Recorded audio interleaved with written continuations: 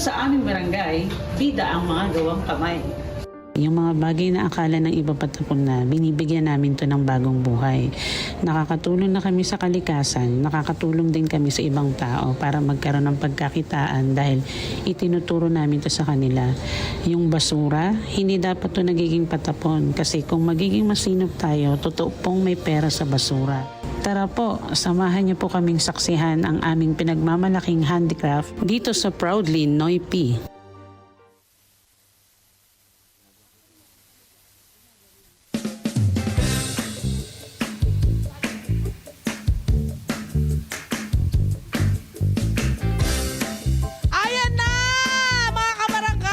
Kita nyo naman dito ang area na ito, nandito yung kanilang mga produkto na talaga namang nakakatulong sa ating mga kabarangay din. But of course, meron din tumutulong doon sa ating mga kabarangay para maisakatuparan itong mga magagandang handicraft na nakikita nyo po ngayon sa inyong mga monitor. Ito, kasama ho natin ngayon si Ate Thelma Cortez para po ipaliwanag sa atin ano nga ba ang proyektong ito para sa kanilang mga kabarangay din.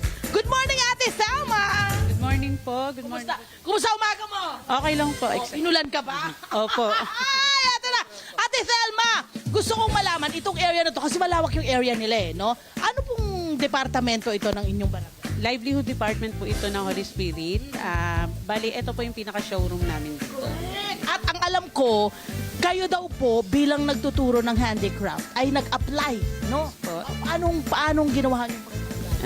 Nung nalaman ko pong may applyan po dito for livelihood trainer din, nung nag-apply po ako, pagpasok ko pa lang po na-amaze na po talaga ako. So talagang na-inspired po ako. Naisip ko talaga yung importansya ng basura. Ano ang requirement para magkapagturo ho kayo ng handicraft sa inyong mga kabarangay? As long as kaya nyo po, wala pong age. Hindi, I mean the skill, kailangan pa pag-aralan nyo, dito na rin po nyo ba nakuha? Dito po tinuro sa akin. And Yes then, po. saka nakita nila, pwede na si Thelma, pwede na magturo si Thelma. Yes. And of course, may payment sa inyo, no? Kapag apo. Tsaka pagka gagawa ka po, pwede pong bilhin, pwede pong ibenta. Yun po. Yun po yung nagiging parang Kita po. side. Kaya pala may mga pangalan ito. Ayan, ito nakalagay dito. Okay, so pag-usapan ho natin itong area po na ito. Ano po ang meron dito sa area na ito? Ma'am, ito po, gawa po siya sa paper. Ako lang paper. Opo, sa paper lang po siya na binilot-bilot. Oo.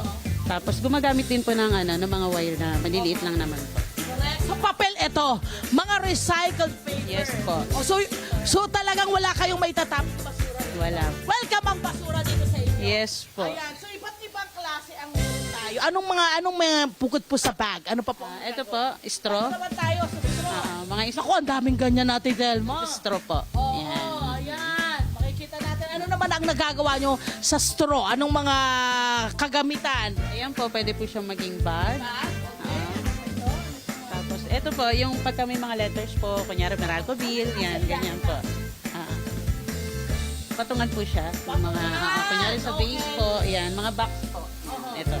Small box. So iba-iba. Laundry bag meron din po. Ayun po, mga nasa taas po. Ayan. Okay, ikot po tayo dito kasi hindi lang po itong area na ito ang meron dito. Malawak nga po ito, ano. So ano naman po ang meron dito sa lugar na to? Ang ganun ang dami mga ginagawa. Para mapakita po natin ano naman po itong mga ito. Ma'am, ito po gawa po ng mga by department po. Kasi talaga pong lahat po kami dito, by department po, dapat po marunong din po lahat ng recycle. Yung bawat department ng barangay. Kaya may BAUSI, may CRO, may BSCO. Yes po. Bakit parang yung proyektong ito ay parang in-include yung lahat ng mga kabarangay? Ma'am, kasi ito po talaga yung pinakaunang ano po na aming kapitana sa kanya yung po dati. Yun po. Itong gamit, meron tayo po dito. Meron tayong mga CD, ayan na hindi ginagamit.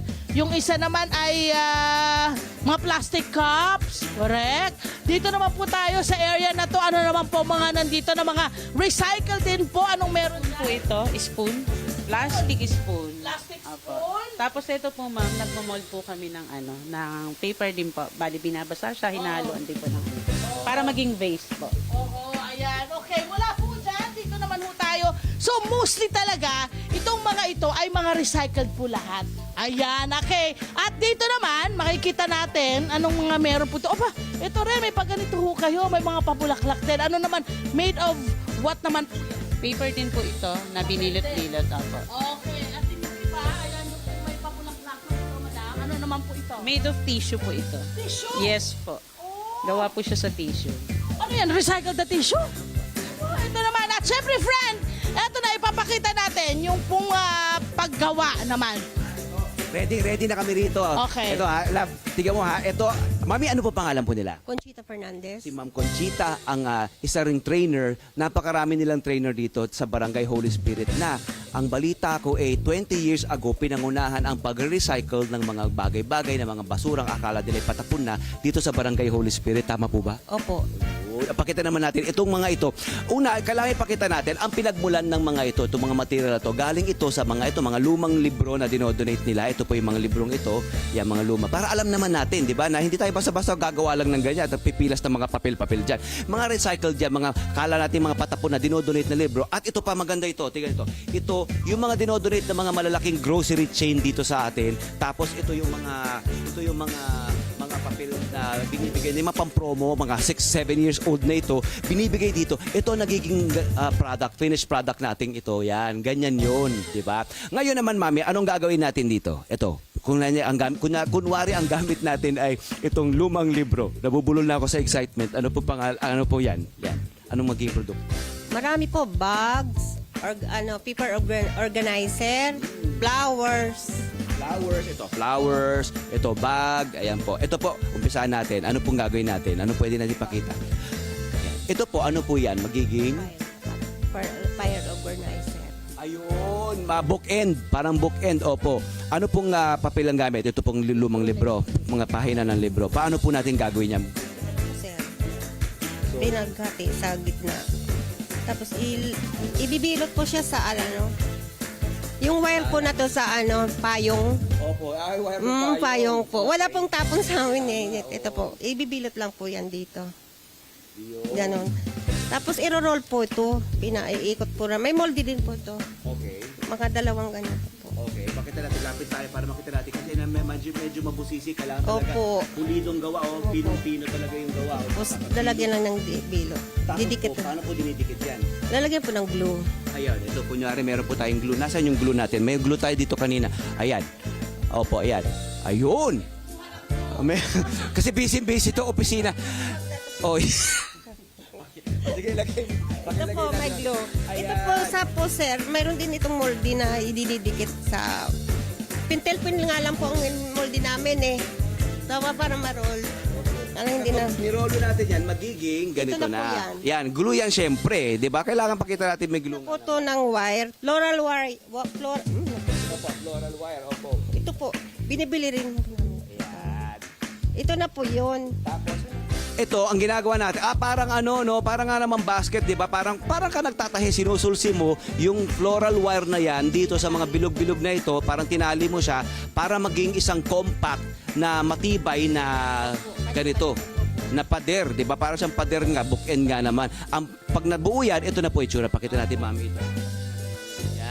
Yan ang itsura niyan, bookend. At bukod dyan, marami pa tayong pwedeng gawing mga akala natin patapon na magiging bagong-bago. Pero ito, gamit ng... Umulot po yan ako dati sa kalsada. Kasi street sweeper po ako. Kasi nakikita po, tapos nakita po sa YouTube na ganun palang proseso. Dagdag income po. So, pwede nyo pong sabihin sa ating mga kabarangay na kung meron kayong mga papel, mga straw na parang itatapon nyo, ang mabuti padalhin na lang dito. Ayun! Naku, ang daming mga ganito, my friend. Lalo yung mga lumang libro na minsan itinatapon lang. O, di wag nyo na pong itapon. Dalhin nyo na po dito sa barangay. Tama, ang Dahil galing. malaki pala ang pakinabang. Ang galing-galing. Ayan. Hi! Sa mga naman, mga Kanet 25. This is Love and New Verbo. For more love, Tunipet, and Arafang updates, just click the subscribe button and follow us on our Net25 social media pages at Net25 TV and Net25 Entertainment Facebook. See ya. I love ya.